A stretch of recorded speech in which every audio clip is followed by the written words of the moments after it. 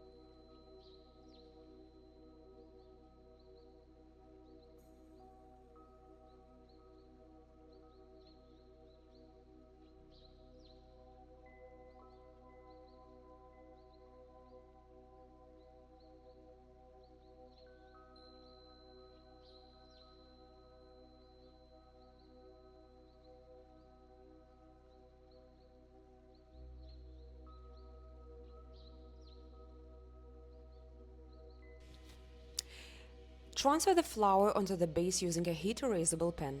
When choosing one, make sure it has an eraser on the back.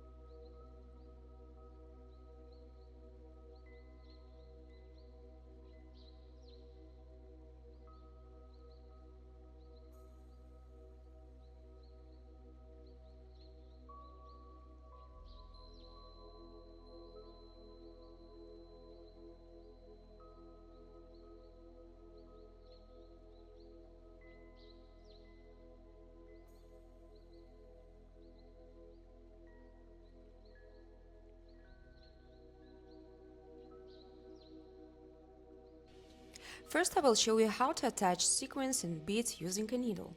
I will use a size 9 needle and a filagan thread, the link to which I have included to the materials list.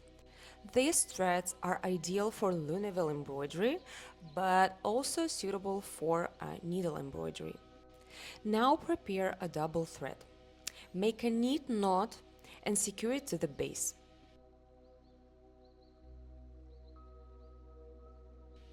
Make a 1 mm stitch and pass the needle through the loop.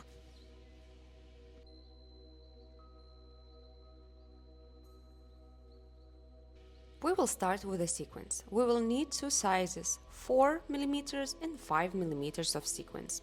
Thread two sequins at once onto the needle, and we will always stitch from the bottom upwards. The stitch length should be equal to half the length of the largest sequin.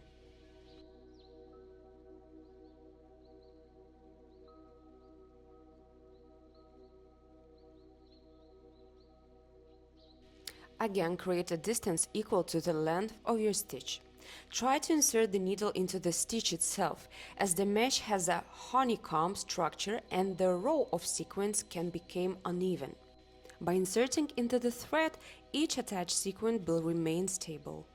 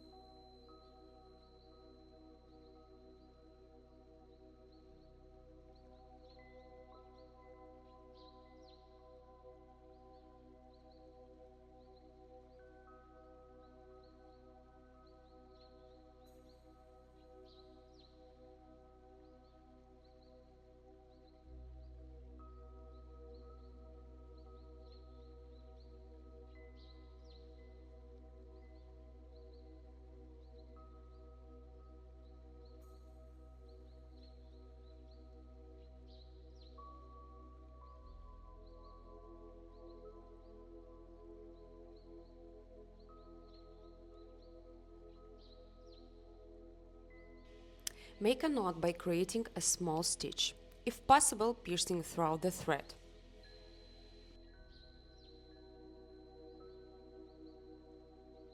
Now form a loop underneath. Bring the needle back through and wrap the thread around the needle twice.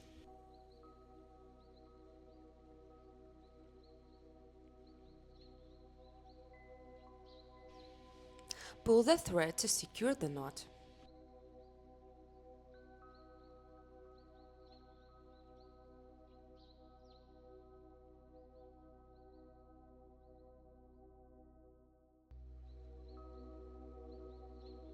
Now we will attach beads in a row. Secure the knot in the same way and stitch the beads two at a one time. Place two beads on the base, measuring the stitch length.